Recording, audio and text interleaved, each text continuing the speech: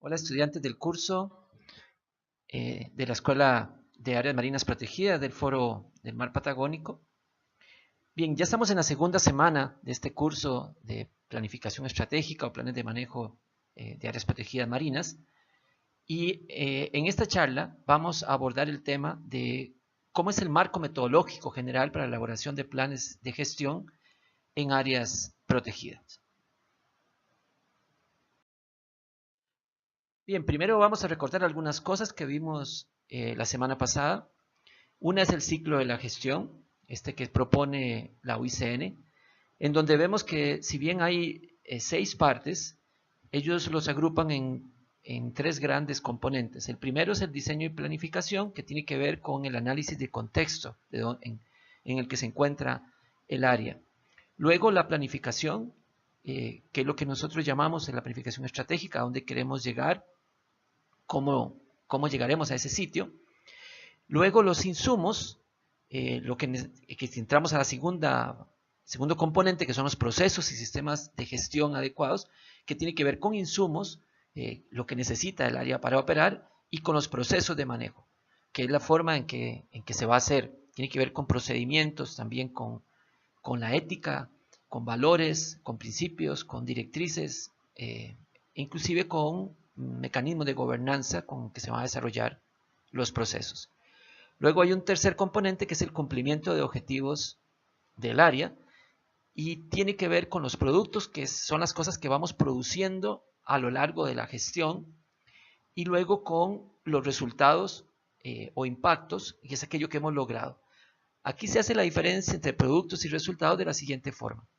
Un producto puede ser, por ejemplo, la construcción de una red de senderos. Ahora, eso puede haber generado un impacto social en donde la gente obtuvo mayores beneficios del área y mejoró el aprecio, la comprensión y la importancia que le dan al área protegida. Entonces, ese cambio de actitud en las gentes es un resultado, es un impacto. Un producto sería la red de senderos. Hacer el plan de manejo, por ejemplo, es un resultado, un producto. Ahora, el que el área se maneje de manera mayor, más planificada y entonces logre avanzar hacia sus objetivos de conservación es el resultado. Los resultados están más en función de lo que ocurre en el territorio. Los productos más en función de las cosas que nosotros, las huellas que vamos dejando a lo largo de la gestión, las cosas que vamos logrando resolver y tienen que ver con cosas relacionadas a nuestras capacidades de gestión, elaboración de documentos, estudios, análisis, infraestructura, mejoramiento del personal, ese tipo de cosas. Recordemos también de que nuestro enfoque en este caso son planes de gestión de las áreas protegidas. Y en ese sentido, estábamos hablando la semana pasada que para pasar del nivel de gestión actual al nivel que se requiere para desarrollar el plan, hay una curva de crecimiento que marca, digamos, el desarrollo que va a necesitar el área para contar con los recursos, los insumos, los procesos inclusive necesarios para implementar las acciones de manejo que se requieren para avanzar hacia los objetivos para los que fue propuesta el área. Y eso nos lleva un tiempo. Esa curva de crecimiento nos lleva un tiempo y mencionamos la semana pasada que este tiempo puede estar o no internalizado en el plan. Igual la estrategia que se va a seguir para esa curva de desarrollo puede estar o no internalizado. Cuando está internalizado estos elementos, cuando esa curva de desarrollo forma parte del proceso de planificación, o sea, ha sido planificada en el proceso, entonces estamos ante un plan de gestión. Cuando solo planificamos lo que vamos a intervenir, las acciones de manejo que se requieren hacer en el área, entonces estamos ante un plan con un enfoque de plan de manejo clásico. Hoy en día la tendencia es a desarrollar planes de gestión que incluyen el manejo, pero además incluyen esta curva de desarrollo institucional requerida para lograr mejorar la gestión y llevarla a un nivel que pueda implementar las acciones planificadas. El no planificar, el no plantear esa curva de desarrollo es una de las barreras que ha hecho que muchos planes se engaveten, no pasen de generar un documento porque el área no logra avanzar, no logra desarrollar el nivel de gestión que requiere para implementar aquello que se planificó. Entonces, pues no se implementa.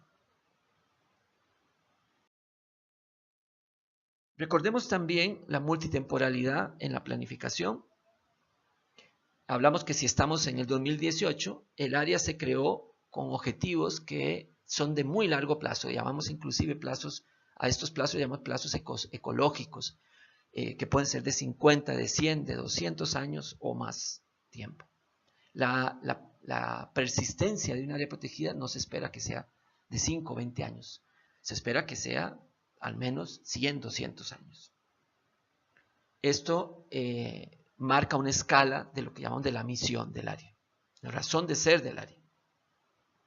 Por otro lado, para los ejercicios de planificación no podemos mantenernos en esta escala porque, como mencionábamos la semana pasada, pues no se puede hacer un plan de gestión de 200 años.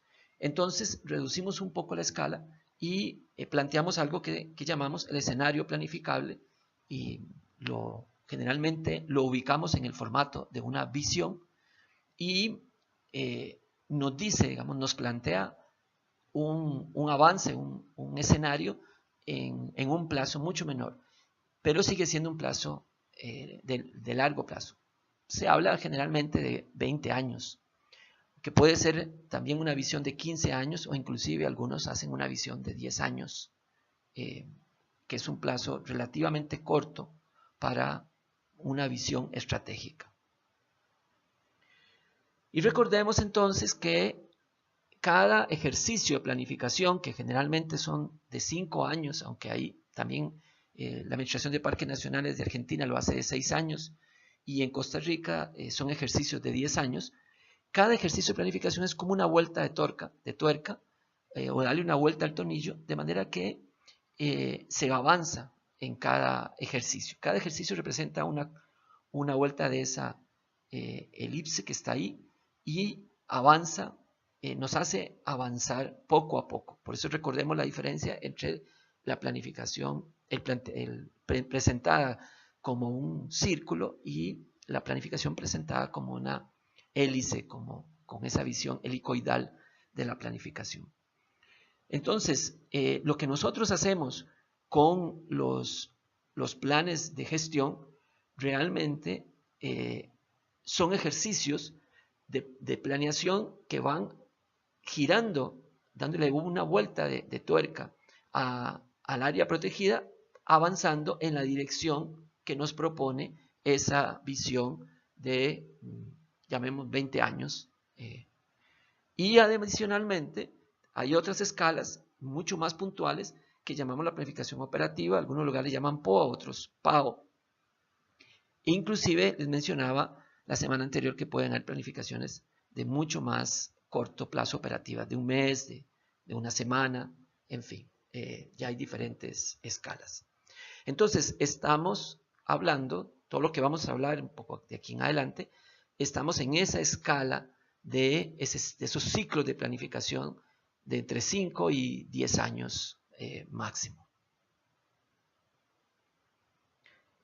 Y que, recordando, de alguna manera obedecen o viajan y transitan por todos esos componentes del proceso, de ese modelo del ciclo de la gestión que plantea la UICN. O sea, los procesos de planificación hechos como planes de gestión, de alguna manera incorporan todos esos componentes que están colocados en ese ciclo de la gestión.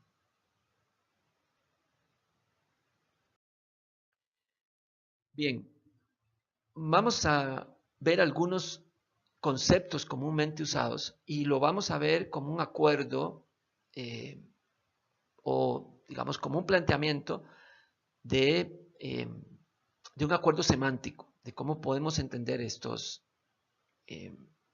componentes. En la literatura hay muchas definiciones de este tipo.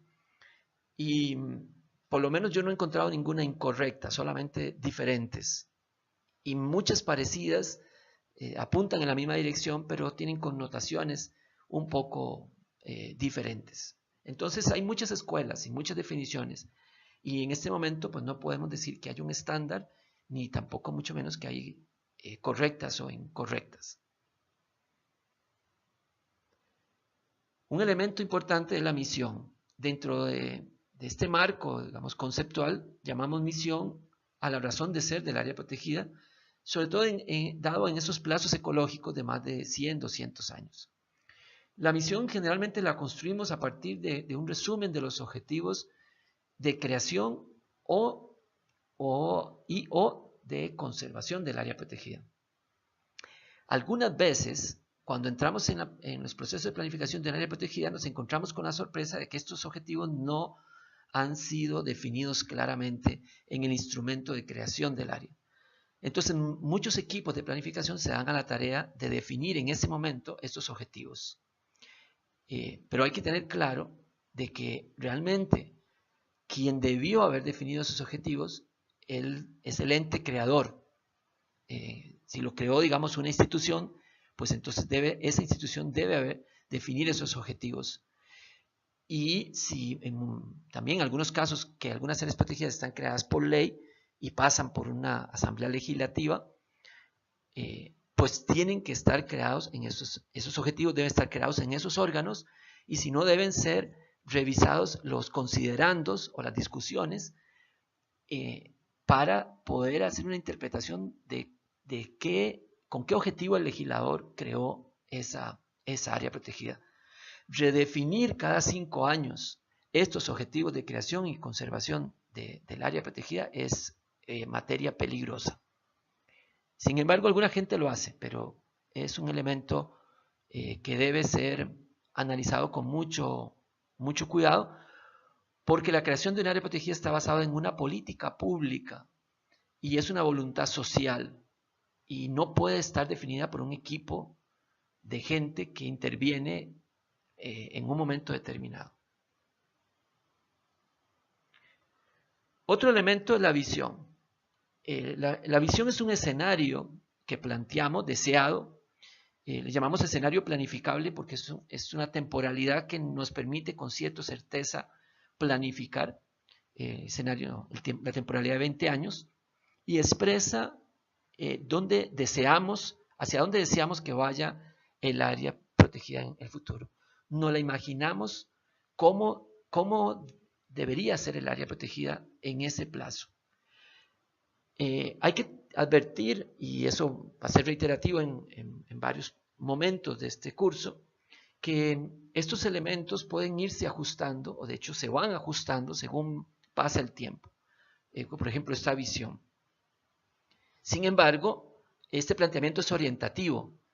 Entonces, nos marca más o menos el norte y puede ser que según avancemos hagamos ajustes a la brújula. Lo que uno no esperaría que ocurra es que un día viajamos hacia el norte y de repente se replantee todo y ahora viajamos hacia el sur. Eso no debería ocurrir. Puede hacerse ajustes a esa visión y la afinando, pero debería marcar más o menos el mismo rumbo para el área. Los objetivos son grandes temas de intervención, generalmente ubicados entre 5 y 10 años. O sea, los objetivos están enmarcados dentro de lo que llamamos la temporalidad del plan de gestión. A diferencia de la visión puede exceder la temporalidad del plan. Vean que el plan puede ser de 5 años y la visión de 20. Eso quiere decir que la visión se va a ir logrando con sucesivos ejercicios de planificación. Los objetivos son temas que tienen, digamos, una vigencia al menos o esperable en la temporalidad del plan. Entonces, el que los objetivos sean revisados, modificados, cuando el plan se agota, cuando se pasa la temporalidad para la cual fue diseñado el plan, es perfectamente normal. Algunos objetivos pueden mantenerse porque no se logró avanzar o siguen siendo vigentes por alguna razón. pero también pueden ser modificados. E inclusive pueden ser modificados sustantivamente, a diferencia de lo que ocurre con la visión. Las metas, le llamamos a las metas la métrica del impacto del plan. La métrica porque es algo cuantificable, define cuánto vamos a avanzar, cuánto vamos a modificar el territorio y también nos da una temporalidad mucho más precisa de en qué momento ese cambio debió haberse ya visto en el terreno. Por eso decimos entonces que las metas contienen la métrica de la planificación y particularmente en esta estructura las metas contienen la métrica del impacto del plan. Por otro lado, tenemos lo que llamamos las estrategias. Y podríamos decirle tal vez estrategias puntuales que definen la forma en que vamos a lograr esos cambios, o sea, la forma en que vamos a alcanzar esas metas. Y tenemos unas cosas que podemos llamar líneas estratégicas de acción. Son áreas de trabajo consideradas como tácticas para abordar los desafíos de gestión.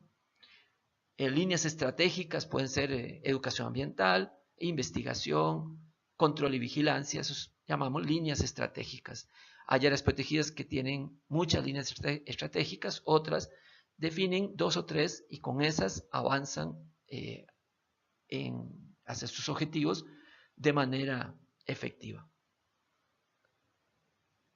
Un elemento interesante en la planificación de áreas protegidas es el componente geográfico y nosotros le llamamos zonificación, que es básicamente el ordenamiento territorial para el área. Este es un componente del cual adolecen muchos planes estratégicos de otras instituciones o de otro tipo de organizaciones. Por ejemplo, empresas, ellas no hacen este tipo de ejercicio. Nosotros sí en áreas protegidas porque manejamos territorios, espacios geográficos, ya sea marinos, marino-costeros, territoriales, pero son espacios geográficos y tenemos que organizarlos. Entonces, tenemos este componente de zonificación. Y por último, tenemos un elemento que está ya en algunos casos dejándose de usar, que son los programas de manejo. Los programas de manejo fue un esquema gerencial promovido por Kenton Miller allá en los años 70, con base en el cual uno organiza los recursos operativos, personal, equipo, financiamiento, para abordar precisamente esas líneas estratégicas de acción. Entonces, si yo iba a trabajar educación ambiental, hago un programa de educación ambiental. Si una línea estratégica es meterle duro al tema de control y vigilancia, pues tengo un programa de protección, un programa de control y vigilancia. Entonces, esto lo planteó Kenton Miller en el momento en que inclusive, promueve la creación de los planes de manejo para las áreas protegidas. También la zonificación es un planteamiento de Kenton Miller y él plantea organizar el área por programas. Ahora, hoy en día, muchas áreas protegidas no se organizan por programas. Se organizan funcionalmente a través simplemente de líneas estratégicas de acción y no necesariamente el personal o los recursos están distribuidos o agrupados por programas. Entonces, entendamos que programas es una organización gerencial que puede darse o no puede darse. Ahora, si el área no está organizada por programas, el plan de manejo no debería proponer las acciones organizadas por programas de manejo, porque entonces el plan de manejo no está alineado con la organización gerencial que sigue el área protegida. Un área protegida con 2 personas no puede tener un plan de manejo que hable de 5 programas, porque es irrisorio, eso es ilógico. Entonces, en muchos planes de manejo, y eso yo he participado en varios procesos en donde no usamos este esquema, sino que usamos proyectos. Y entonces agrupamos proyectos por grandes líneas estratégicas y entonces el gestor del área se su estrategia de implementación del plan es buscar recursos por proyectos o buscar aliados para ejecutar esos proyectos. Esto que ven aquí es precisamente ese marco metodológico general del proceso de planificación. Son las grandes fases, o también llamadas etapas, de casi cualquier proceso de planificación. Este sí es un estándar más o menos homogéneo. Algunos separan unas fases, otros las unen, pero más o menos todos mantienen estos grandes componentes en el proceso. Iniciamos con una fase que llamamos la fase 0, que tiene que ver con todo el proceso de preparación. E inclusive, bueno, aquí es donde se genera algo que vimos la semana pasada que llamamos el DPP, el diseño del proceso de planificación, que es al final un documento que contiene todos los acuerdos previos al proceso de planificación. ¿Qué metodología vamos a usar? ¿Quiénes van a participar? ¿Qué actividades se van a realizar? ¿Qué actores van a poder opinar? ¿O qué actores van a decidir en el proceso? O sea, todo lo que es la gobernanza del proceso, de dónde va a salir el dinero para el proceso de planificación. En fin, es algo así como la planificación de la planificación. Y bueno, esto es un componente importante porque muchos equipos empezaban los procesos de planificación sin tener el proceso diseñado. Y entonces a la mitad empezaban a tener problemas precisamente porque no habían abordado bien el proceso. Luego entramos a una fase que llamamos caracterización. La caracterización es una fase descriptiva de lo que hay. Generalmente la caracterización implica la recopilación de información. Algunos sistemas de áreas protegidas utilizan esto para generar información que no tienen. Hoy en día, y es una tendencia a la que yo me adhiero, que se utiliza más la información existente y se levanta solo información muy fundamental y que sea realmente fácil de lograr, para no darle a la caracterización mayor peso que al diagnóstico. La caracterización no es analítica, es descriptiva. Entonces simplemente es decir qué hay ahí, cómo es el área, cuáles son las condiciones de manejo del área, cuáles son las políticas, los objetivos para los que se creó, cuáles son los recursos que están en el área, inclusive cuáles son recursos operativos, personal, equipo, en fin. Todo eso es ese componente de caracterización. Hoy en día también tendemos a tratar de que la caracterización sea, en términos de volumen de documento, algo relativamente corto. En algunos casos hemos logrado que la caracterización no pase de 20 páginas. Pero esto es un esfuerzo complicado de resolver porque muchas instituciones quieren tener el plan biblioteca que hablamos la semana pasada, y entonces quieren ver en el documento del plan toda la información que hay existente. Después de la fase de caracterización, entramos a la fase de diagnóstico. La fase de diagnóstico es una fase analítica, es donde con base en la información de la caracterización y con base también en criterios técnicos y en conocimiento local, en sabiduría de actores locales, o sea, recogiendo todos los saberes que sea posible a través de procesos participativos, hacemos un análisis de lo que está ocurriendo en el área. Generalmente hay marcos, digamos, de diagnóstico para esto y ustedes van a ver mucho de cómo se hacen, qué tipo de análisis se pueden hacer con Irina.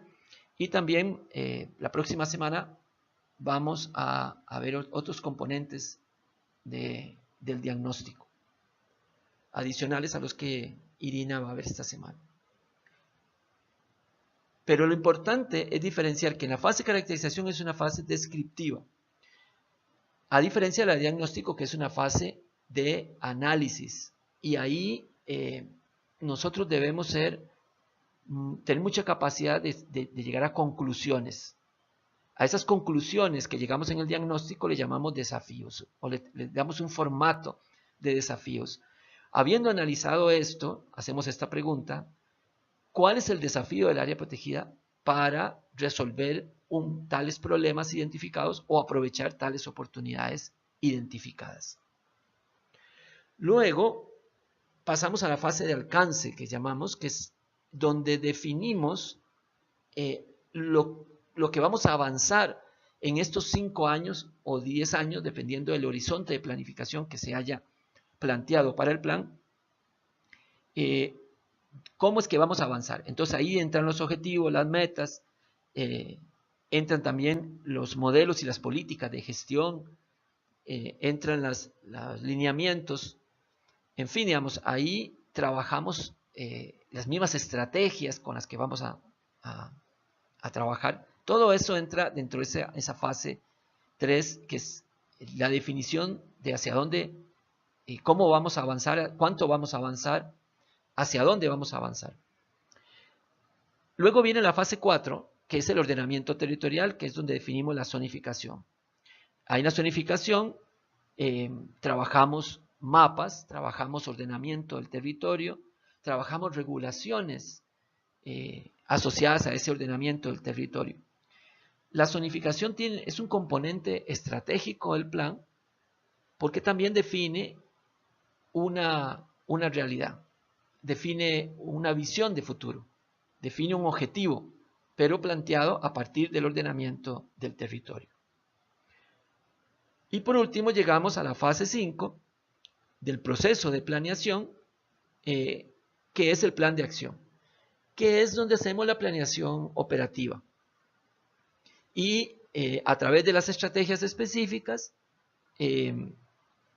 planteamos los proyectos que vamos a desarrollar, o si tenemos el formato de programa, lo hacemos a través de programas de manejo, planteamos el presupuesto incremental o el presupuesto del plan, y también planteamos el mecanismo por medio del cual le vamos a dar seguimiento y vamos a ir ajustando el plan según lo que vimos la semana pasada.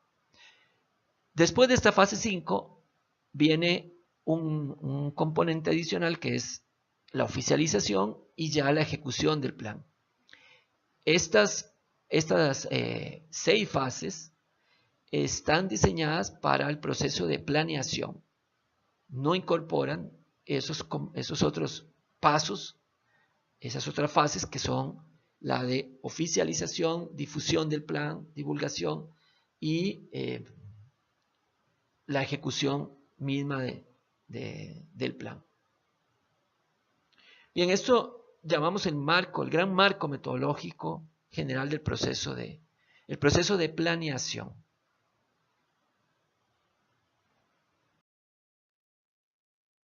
Ahora, ese mismo proceso, pero desgranado en los componentes que contienen cada una de esas fases, sobre todo a partir de la fase 1, sin incorporar la fase 0, están descritas en este diagrama. Este diagrama es como un flujograma, muestra no solamente los componentes, sino también las relaciones, que podríamos llamar relaciones funcionales entre esos componentes. Y las flechas nos dan un poco el orden secuencial y cronológico, si queremos decirlo, en el que deberían plantearse estos componentes. Entonces, ahí, por ejemplo, vemos las etapas en el lado derecho, vemos dónde están las diferentes etapas descritas con colores. Entonces, las cajitas, que son esos componentes, esos elementos, según el color, pertenecen a cada una de las fases que vimos anteriormente. Entonces empezamos con esa fase de caracterización, en donde pues, el producto es un documento que recopila la información que es fundamental para el proceso de planeación. Y a partir de tener esa información, empezamos en esa fase 2 de diagnóstico. Y bueno, la metodología que ustedes van a ver, que está asociada a los estándares abiertos, parte de elementos focales, objetos de conservación, valores de conservación, en fin, hay diferentes nomenclaturas que se le ha estado a esos elementos, esos componentes naturales o culturales que son relevantes, que son de alguna manera prioritarios dentro del área protegida. Y luego, por ejemplo, ahí hay una propuesta de una serie de elementos que deben irse resolviendo, un análisis de presiones y de fuentes de esos elementos focales o esos objetos de conservación. Con Irina van a ver esas metodologías para resolver cada uno de esos componentes. Análisis de integridad, por ejemplo. El análisis de la función social y económica del área lo vamos a ver la próxima semana a través de temas como el tema de los servicios ecosistémicos. Análisis de las capacidades de gestión. En la literatura que les dimos describe algunas herramientas que se usan para eso, como el FODA, como la evaluación de la efectividad de la gestión. Y luego hay otros temas de arrastre que algunas áreas protegidas tienen. Llamamos temas de arrastre aquellos temas importantes. Por ejemplo, un área protegida como el Parque Nacional Iguazú tiene evidentemente un tema de arrastre que es el turismo. Pero otra área protegida marina podría tener un tema de arrastre que puede ser la pesca, y quiere analizarse ese tema en particular. O sea, los temas de arrastre son temas muy relevantes para la gestión y requieren de un análisis profundo, un análisis particular al margen de los análisis que se han descrito anteriormente.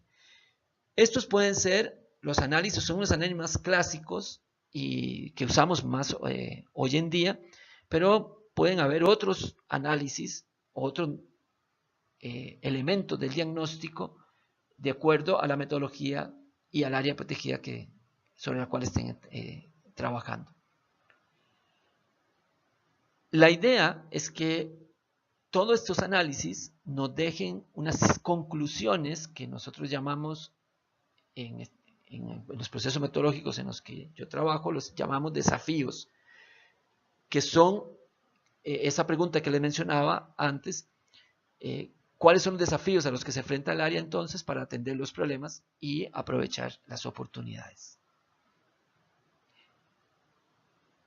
Con base en esos desafíos, se definen los objetivos y las metas del plan de gestión.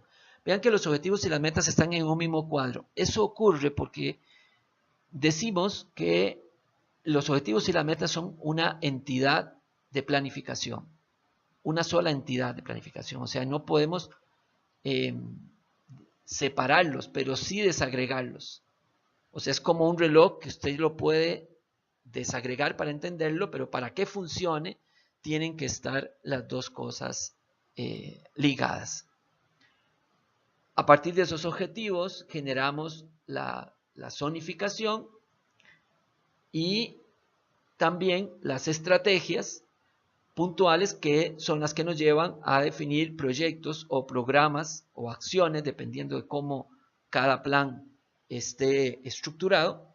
Y por último, el mecanismo de seguimiento, que es el que nos dice cómo vamos a darle, valga las redundancias, pues seguimiento, vamos a monitorear todo eso que se ha planificado. Aquí lo importante de este dibujo, de este diagrama, es entender que lo que hacemos tiene una razón.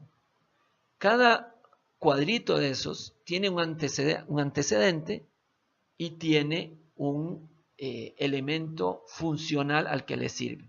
Por ejemplo, el análisis de presiones. Para poder hacer análisis de presiones, yo requiero haber identificado los elementos focales, porque si no, no puedo hacer el análisis de presiones sobre los elementos focales si no los tengo identificados. Ya, recordemos que elementos focales, objetos de conservación o valores de conservación, en muchos casos estamos hablando de lo mismo, solo que con connotaciones un poquito diferentes. Entonces, hay una relación funcional ahí. Hemos identificado los elementos focales antes de hacer análisis de presión porque es un insumo. Pero al mismo tiempo no podemos obtener los desafíos si no hacemos ese análisis. Y no, pues, entonces no podemos hacer los objetivos del área si no hemos de sacar los desafíos del diagnóstico, y para eso necesitamos hacer esos análisis. Eso es el sentido de ese diagrama, de mostrar esa secuencia que voy a mostrarles ahora en la siguiente diapositiva, visto de otra manera.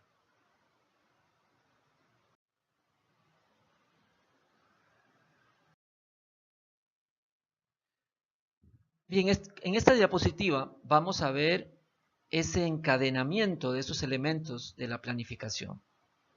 Quiero mostrarlo de otra manera, porque quizá esa forma anterior no, para algunos sea un poco más complicado, entonces voy a hacerlo presentarlo con otro formato.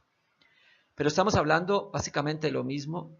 Voy a modificar un poquito los elementos que vimos anteriormente, pero lo que me interesa en última instancia es mostrar esa lógica de encadenamiento de esos elementos, de manera que nada de lo que hagamos sobra, ni debe haber algo que falte en el proceso de planificación.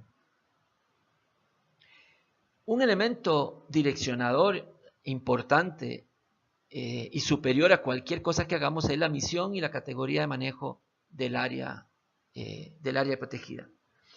Detrás de esto está también políticas institucionales y otros componentes que deben ser recogidos en el DPP, en el diseño del proceso de planificación, porque son el marco, de alguna manera el marco orientador, la gran sombrilla sobre la cual nos movemos. En algunos procesos, a partir de eso, se define primero la visión. Eso, por ejemplo, lo hace la gente de Perú. Es muy interesante porque ellos primero definen esa visión de 20 años. Claro que lo están haciendo ahora porque esa metodología que están usando es reciente, de hace unos 5 años para acá, y entonces las áreas no contaban con esa visión de 20 años. Ahora, eso lo definen esa visión de 20 años y hacen el primer ejercicio de planificación de 5 años. A los 5 años, cuando repitan el ejercicio de planificación, esta visión simplemente será retocada o revisada, pero ya no tendrán que volverla a plantear de cero como lo están planteando ahora. Estos dos componentes, de alguna manera, definen las preguntas o el análisis que nosotros debemos hacer en el diagnóstico. Por ejemplo, es muy diferente hacer el diagnóstico y preguntarnos sobre el estado de conservación de un área que tiene una categoría de manejo de protección estricta versus un área que tiene una categoría de manejo de uso sustentable.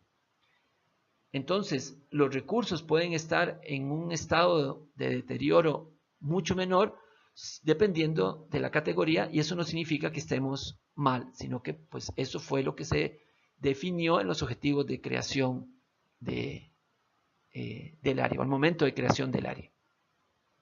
Entonces, claro que estos dos componentes definen de alguna manera el tipo de análisis, las preguntas que deberíamos hacer o los desafíos a los que nos enfrentamos a partir de los análisis hechos en el diagnóstico. Entonces, con ese análisis y considerando esa misión y esa visión, nos planteamos los desafíos de la gestión.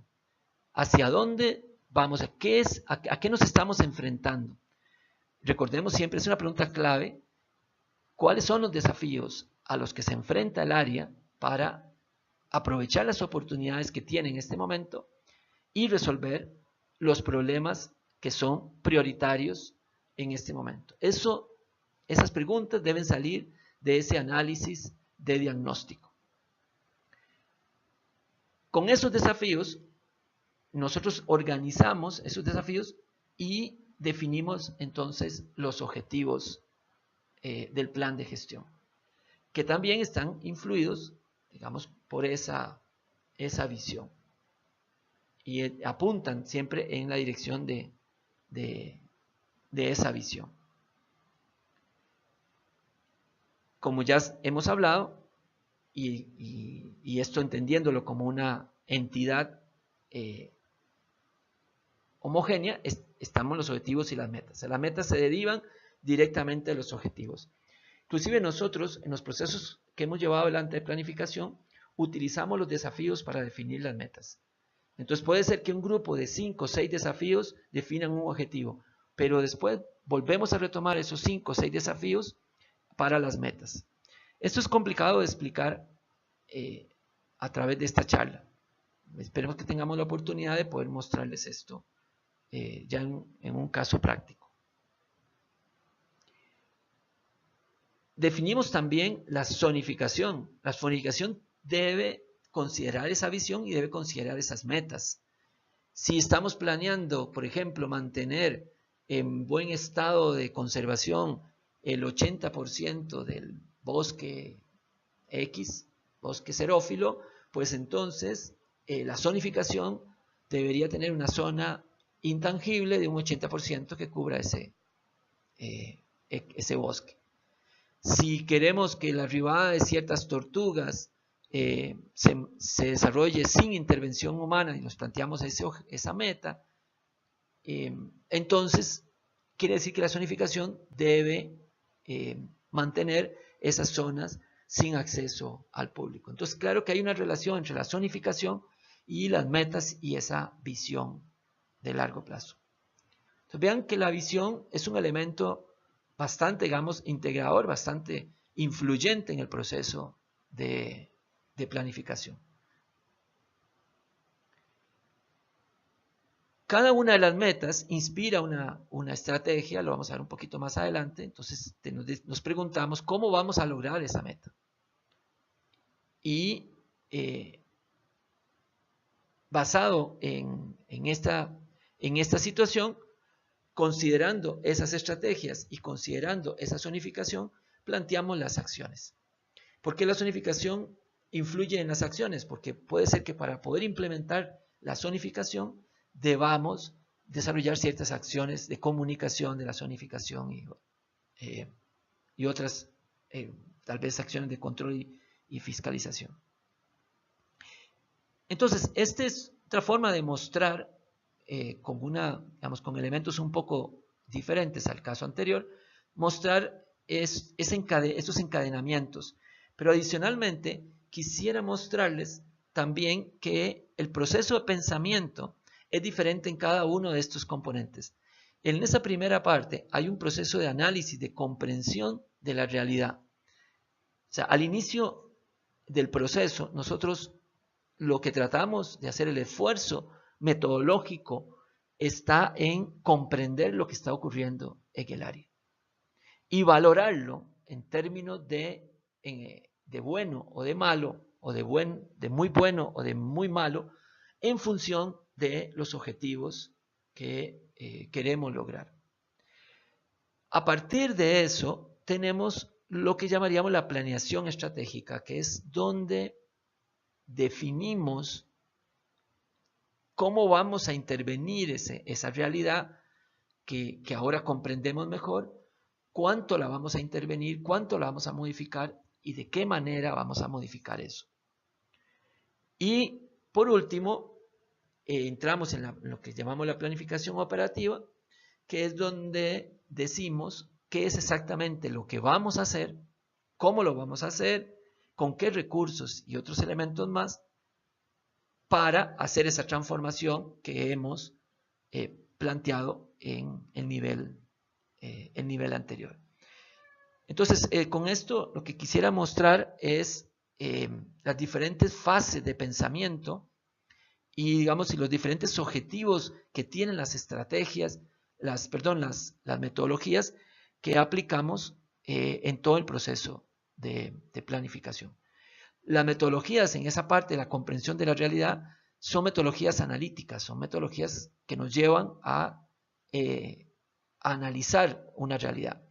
En esa parte de planeación son metodologías sobre todo que nos llevan a tomar acuerdos, a pensar a futuro, a diseñar el futuro que queremos. Y por último, en ese último componente de planificación operativa, son metodologías que nos llevan a definir con claridad acciones y mecanismos de seguimiento a esas acciones, intervenciones concretas para el área protegida. Bien, ahora quisiera trabajar algunos elementos conceptuales y teóricos particularmente sobre los aspectos estratégicos, los elementos estratégicos, particularmente sobre el objetivo, las metas, las estrategias, cómo se plantea eso, cómo se definen, cómo es que se redactan cada uno de esos elementos estratégicos. Pero hago una advertencia aquí que ya la hice, empecé al inicio de la charla, y es que hay una gran diversidad de escuelas en este sentido. Y cada una de esas escuelas, inclusive hay diferencias de escuelas entre los mismos instructores que estamos en este curso, entonces van a encontrar diferentes opiniones sobre cómo se definen estas cosas, cómo se hacen, cómo se definen, cómo se entienden, cómo se conceptualizan. Entonces, no significa, volvemos a decir, que hay correctos e incorrectos, sino que hay diferencias. Lo importante, en última instancia, es procurar que hayan sido bien definidas de previo al proceso de planeación y que todos los involucrados manejen el mismo marco conceptual.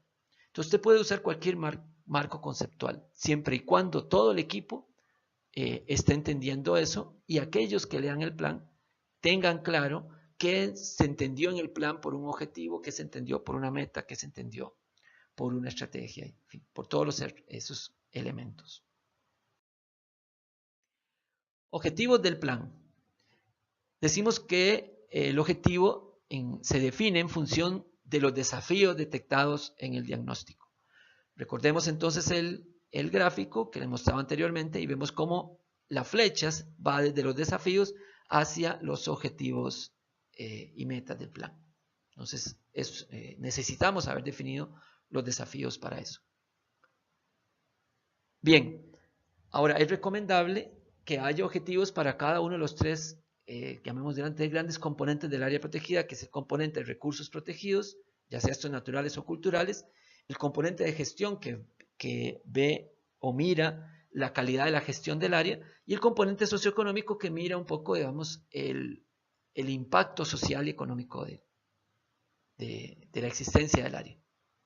Cada objetivo representa una aspiración razonable a alcanzar en el tiempo planteado, digamos, en el horizonte de planificación. Decíamos que a veces igual hay objetivos que desde que se plantean se sabe que no se van a cumplir tal vez en 5 años, pero podría ser en 7 o en 8.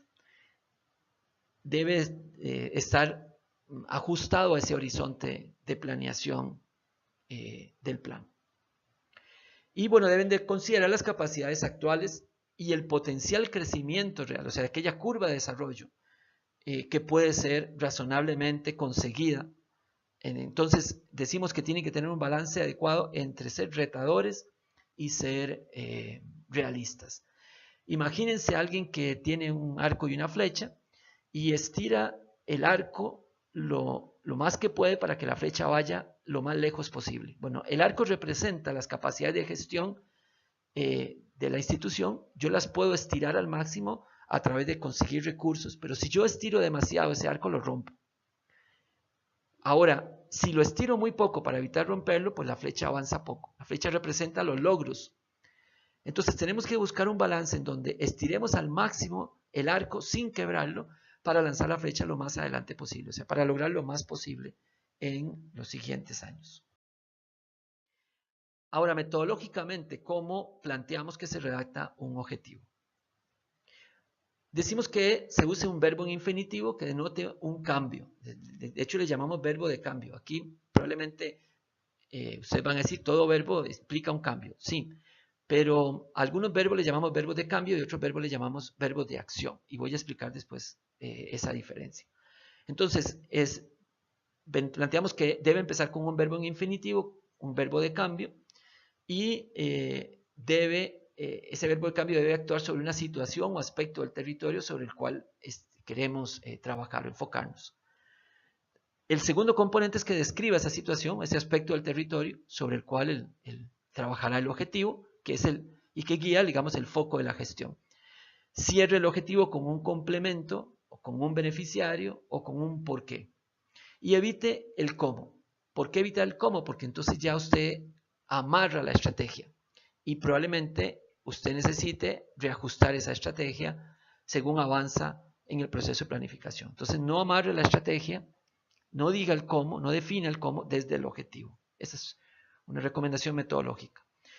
Por ejemplo, este objetivo está mal estructurado. ¿Por qué? Porque desarrollo de talleres no es un verbo de cambio, es un verbo de acción. Dice, te invita a hacer talleres. Ahora, hacer talleres puede ser parte de una estrategia, pero puede ser que no sea hacer los talleres la mejor estrategia. Entonces, ahí realmente lo que estamos describiendo es una acción, no es un objetivo. Este otro objetivo, más o menos en la misma intención, está bien planteado porque tiene un verbo de cambio. El verbo de cambio es incrementar. Ahora, ¿cuál es el elemento, el sujeto sobre el cual opera ese verbo de cambio? La comprensión que tienen los pobladores. ¿Y cuál es el complemento? Es algo que define a qué comprensión se refiere. Es a la comprensión sobre la importancia del área protegida en el mejoramiento de su calidad de vida. Entonces nosotros usamos mucho esta estructura, un verbo de cambio, un sujeto, un elemento del territorio. Aquí no es un elemento de gestión, por ejemplo, tener un plan de manejo. El plan de manejo no es un elemento del territorio, es un elemento de nuestra gestión. Entonces, incrementar la comprensión que tienen los pobladores sí es un elemento del territorio. Entendiendo el territorio como esa visión, digamos, de espacio geográfico en donde está lo natural, lo económico y lo social inverso.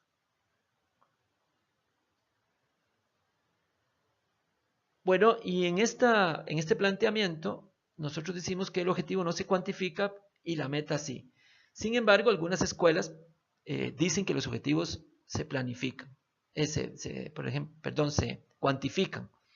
Por ejemplo, en ese caso, bajo esa escuela, aquí podría ponerse incrementar la comprensión en los pobladores de 4 comunidades vecinas al área protegida sobre la importancia y significancia que tiene para su vida, por ejemplo. Nosotros no usamos eso. Nosotros separamos esa métrica, esa cuantificación, la separamos a través de las metas. Hablábamos de que debía haber objetivos en los 3 componentes. Este, por ejemplo, es un objetivo socioeconómico y, digamos, de alguna manera nos hace abordar el impacto que debe tener el área en el bienestar de la sociedad. Ahí lo pueden revisar ustedes. Este objetivo plantea ya específicamente en el tema de conservación. Recordemos ahí o visualicemos ahí que individuos en la población de aves acuáticas del humedal es el sujeto. El cambio es evitar la disminución, o sea, viene disminuyendo y queremos evitar eso. Ese es el cambio que buscamos.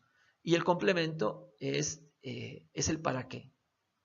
O el por qué, de forma que dichas poblaciones sean viables a largo plazo. O sea, lo estamos haciendo para lograr la viabilidad de estas poblaciones.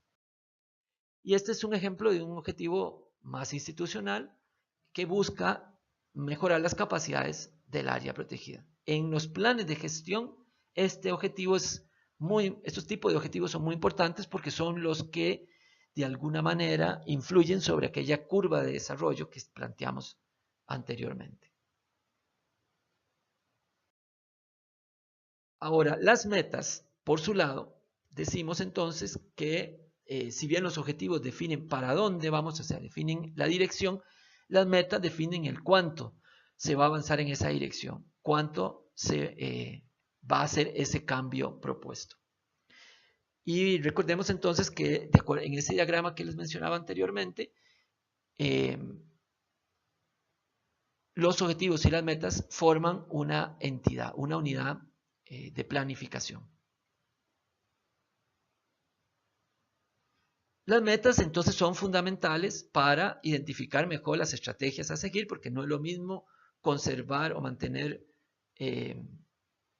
una población de tortugas marinas en 100 metros de playa que mantenerlas en 5.000 metros de playa. O sea, las estrategias ahí cambian sustantivamente dependiendo de la meta. También, bueno, no se utilizan los mismos recursos para proteger 100 metros de playa que para proteger 5 kilómetros. Y además nos permiten darle seguimiento al éxito del plan. Porque recordemos, planteamos en la planificación estratégica que el éxito está medido en función del impacto que genera el plan. También las metas nos sirven para recoger de alguna manera algunos elementos que fueron discutidos, que se habló que eran importantes, trabajar sobre eso en los talleres, y las metas nos ayudan a recoger eso y reflotarlo en el plan. Por eso es que nosotros separamos las metas de los objetivos, porque si usted pone la métrica en el objetivo, tendría que poner tantos objetivos como aspectos usted quiera medir. Pero yo puedo poner un objetivo que trabaje sobre un aspecto y luego poner 5 o 6 metas, que es el máximo que uno recomienda por objetivo. Y entonces tiene diferentes métricas de diferentes aspectos. Esos aspectos usted los puede recoger de esas discusiones que se desarrollaron en los diagnósticos. ¿Cómo se redactan las metas? Pues la meta, al igual que la visión, se redacta describiendo la situación como si ya existiera, aun cuando está planteada para futuro.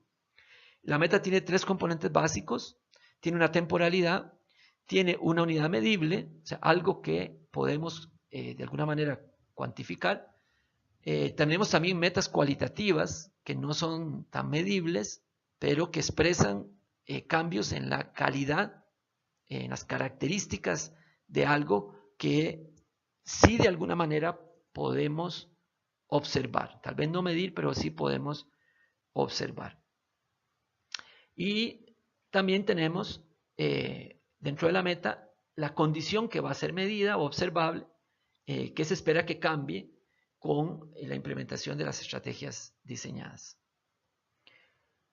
Un ejemplo de una meta mal redactada podría ser esta: se mejorará sustantivamente la forma como algunas comunidades del parque perciben el área protegida. Y no, eso no se puede medir, inclusive no se puede observar cómo es que las comunidades perciben el área. Una meta bien redactada sobre eso mismo podría decir que en el año 2020, ya le pusimos la temporalidad, el 50% de los miembros de la comunidad de sitio perciben beneficios de la existencia del Parque Nacional Iguazú, por ejemplo. ¿Cómo mido eso? A través de encuestas. Le pregunto, ¿usted percibe sí o no beneficios? Y pues la gente le dice que sí, y si el 50% han dicho que sí, hemos alcanzado esa meta. Y ahí vemos ejemplos de meta para los diferentes objetivos que planteamos anteriormente. Todas tienen esos componentes, e inclusive pues ahí le he agregado posibles indicadores. En algunas escuelas, lo que yo he colocado aquí como meta dicen que es el indicador, y lo que yo he colocado como indicador dicen que es la variable de ese indicador, la variable medible de ese indicador. Yo no me preocuparía por tratar, digamos, de definir cuál es la forma correcta. Como les dije, si usted le quiere llamar a eso, a la meta indicador y al indicador variable, pues hágalo. Siempre que esa convención esté acordada con todo el equipo y al final estén todos los componentes, que es una temporalidad, algo que yo pueda medir o pueda observar con claridad, esté definido bien qué es lo que va a cambiar aquel elemento y la manera en que lo voy a medir. Si está eso, pues estamos bien. Ahora, usted llámele de la manera que convencionalmente mejor se ajuste a la realidad de su equipo de trabajo, pero bueno, es importante, en el momento que usted omite la temporalidad, ya ahí la meta empieza a flaquear, empieza a tener elementos, porque no sabemos entonces en qué momento debimos haber alcanzado o no esa meta. Entonces, si tiene todos esos componentes, estamos bien, independientemente de la nomenclatura que usted le asigne. Aquí tenemos igual metas para un objetivo de conservación, el objetivo que habíamos planteado anteriormente, y ahí vemos también todos los componentes en esas metas. Y pues en último, el objetivo institucional, también la meta. Y aquí muy interesante porque muchos de ustedes llevaron el curso pasado, no todos, pero algunos de ustedes llevaron el curso de efectividad de la gestión, y vean que aquí la efectividad de la gestión, las herramientas de efectividad de la gestión, pueden ser herramientas para monitorear una meta establecida dentro del plan de gestión. Inclusive la efectividad de la gestión, como lo habíamos visto en aquel momento, es un elemento de análisis, o sea, es una metodología, una herramienta metodológica para el análisis del estado de la gestión en el marco del proceso de elaboración del plan de gestión para esa área protegida. Quiero detenerme un momento aquí para explicar un tema de estas métricas. Nosotros hablamos de indicadores o de métricas en 3 niveles como mínimo. Hay metodologías y hay esfuerzos de planificación que tienen hasta indicadores de 7 tipos. Nosotros sugerimos 3 tipos de indicadores. El primero de ellos, indicadores de impacto, que son los que miden los cambios deseados en el territorio, producto de este ciclo de gestión que hemos planificado. Los indicadores de proceso miden el avance, de cómo vamos avanzando en aquello que hemos planteado que íbamos a resolver, y los indicadores de cumplimiento miden la ejecución de las acciones. Por ejemplo, podemos decir entonces que hemos planteado un impacto en un área protegida que podría ser disminuir la incidencia de incendios en el área. Entonces, las áreas de incendio, digamos, van a ser de alguna manera nuestro indicador de impacto. Si esas áreas de incendio disminuyen, pues entonces estamos logrando la meta, por lo tanto el objetivo que nos planteamos en el plan de gestión.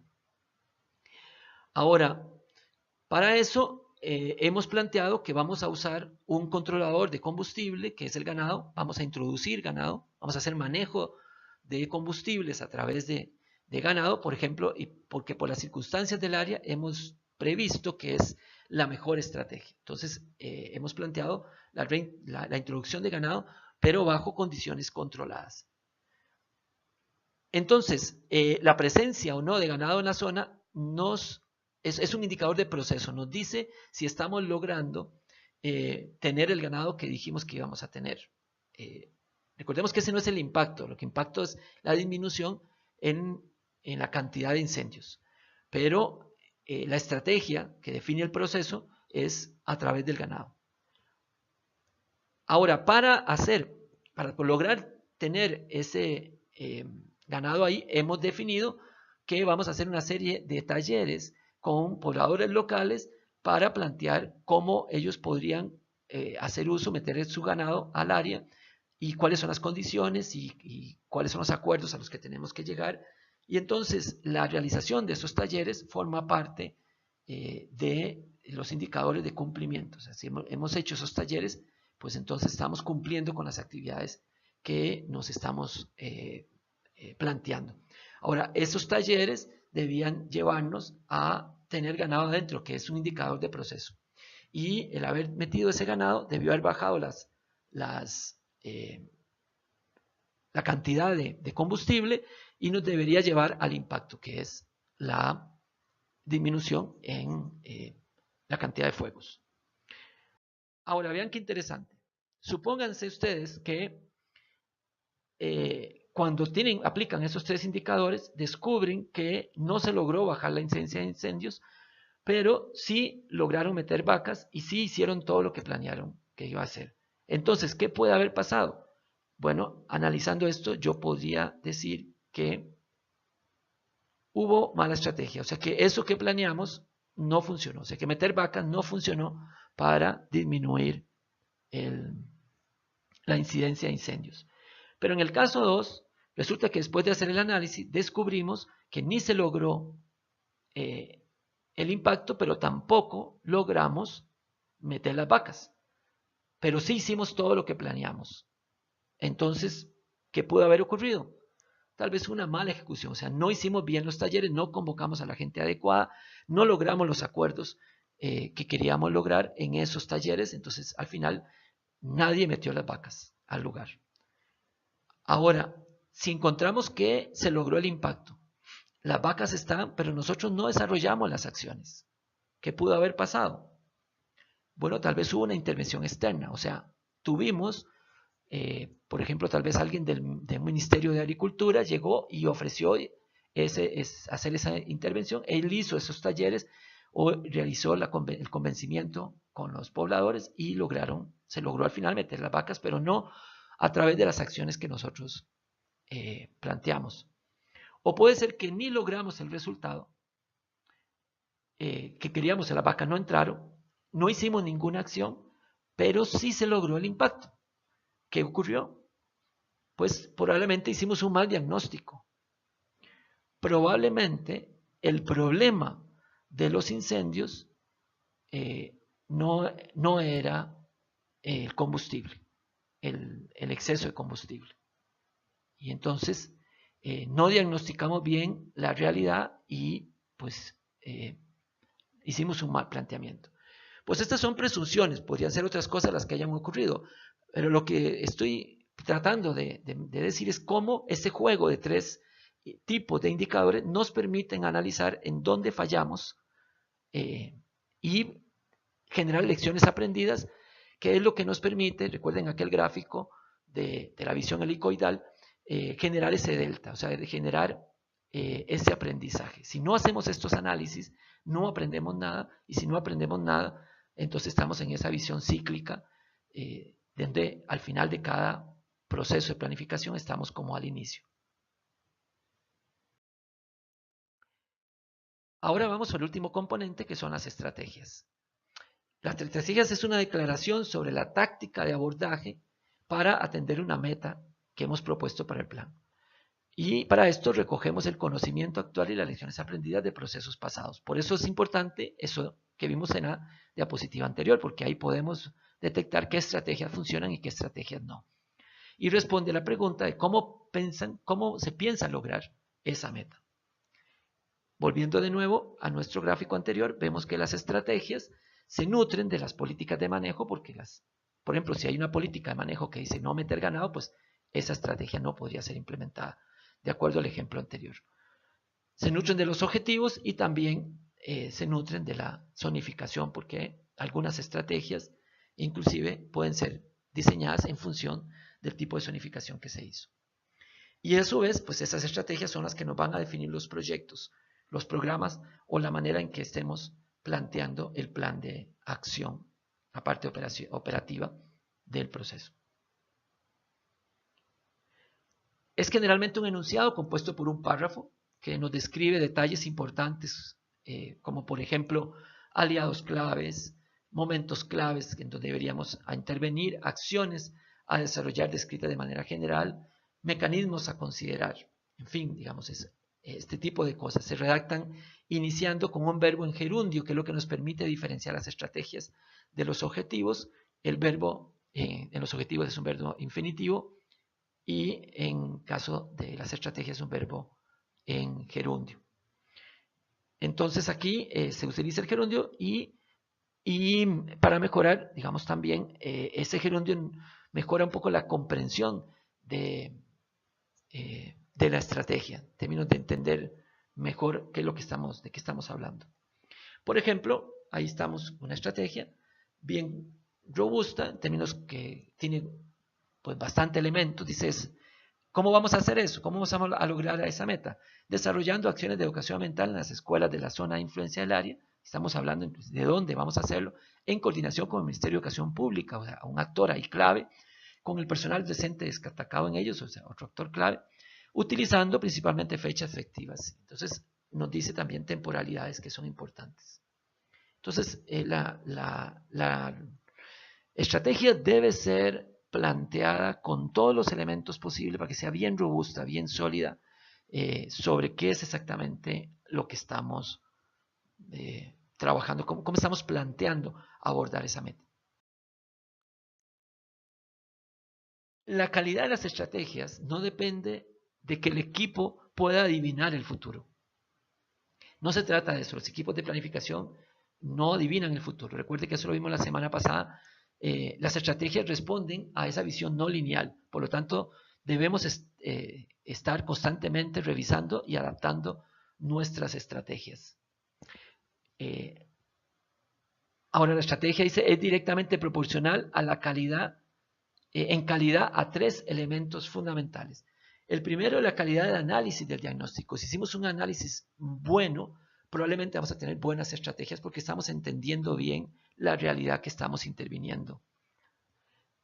También debemos haber definido claramente lo que queremos lograr, porque si no está bien definido, puede ser que la estrategia entonces nos esté llevando hacia otro sitio porque no se entendió bien hacia dónde queremos llegar.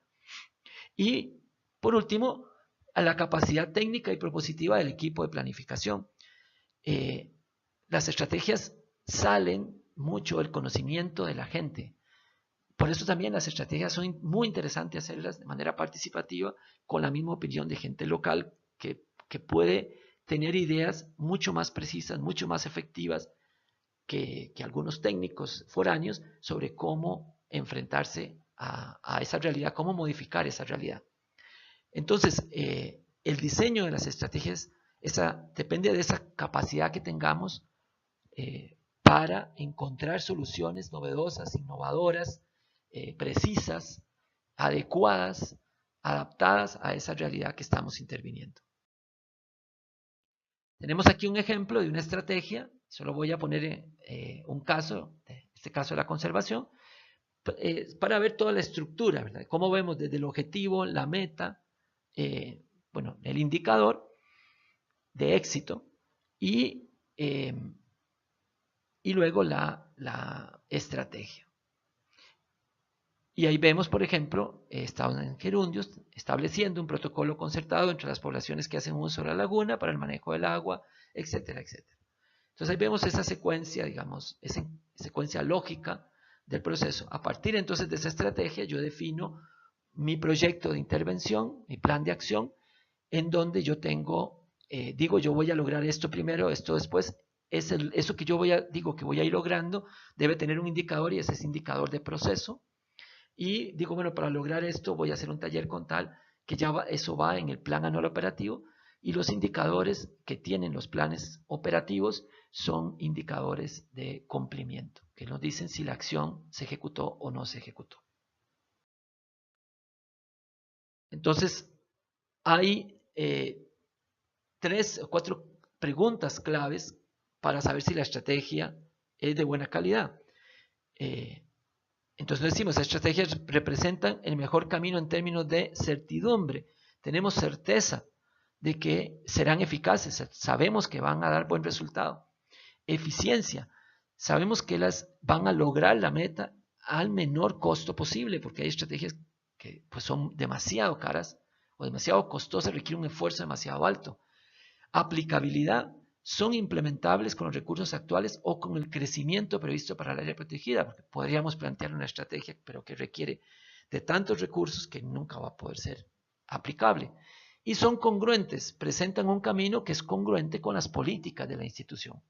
Aquí no podemos ser medio maquiavélicos y decir que el fin justifica los medios y arremeter contra derechos de personas o valores morales o otras cosas. Entonces, o, bueno, las políticas, lineamientos que tenga la institución.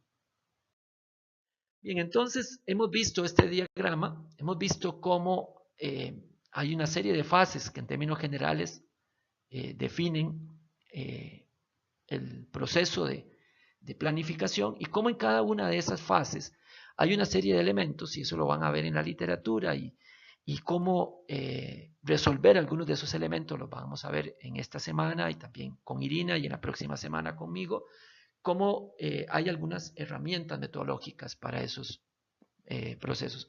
Es muy importante que ustedes no se vuelvan herramientistas, o sea, que no se vuelvan personas que aplican herramientas porque les parece interesante el resultado, aún sigue entender la lógica de todo este proceso. Un buen planificador elige la herramienta adecuada y tiene una batería de herramientas, pero es el que tiene la capacidad de elegir la herramienta adecuada que se adapte al proceso que está diseñando, al proceso que diseñó, a la realidad con la que está trabajando. Entonces, el planificador es un diseñador y un implementador de ese proceso de planificación. No es un aplicador de herramientas. El hecho que ustedes aprendan cómo hacer un análisis de viabilidad basado en los estándares abiertos no implica entonces que ya en todo lugar van a aplicar esa herramienta porque la aprendimos. No, habrá momentos en donde se aplica, habrá momentos en los que no. Y ese es el arte de la planificación, ese es el arte de un buen planificador, es el que elige de una batería de herramientas cuáles son las que mejor funcionan. Nosotros vamos a ver algunas herramientas en este curso. Lamentablemente no tenemos tiempo para ver todas las herramientas, pero vamos a ver algunas de esas herramientas que van a estar disponibles a ustedes. Pero pues hay un ejercicio personal que cada uno de ustedes deberá hacer y es investigar y aprender nuevas herramientas. Pero recuerden que ustedes son usuarios de la herramienta y no al revés. O sea, no se sometan ustedes a la herramienta, no piensen que porque una herramienta está de moda hay que aplicarla en cualquier realidad. Bien, entonces los dejo para que vuelvan a las profundidades de su trabajo, vuelvan a sumergirse en la realidad de sus áreas protegidas y pues continúen con su trabajo, pero no se pierdan el curso, sigan participando en el foro, recuerden la tarea que deben presentar y pues nos vemos en el foro. Muchas gracias.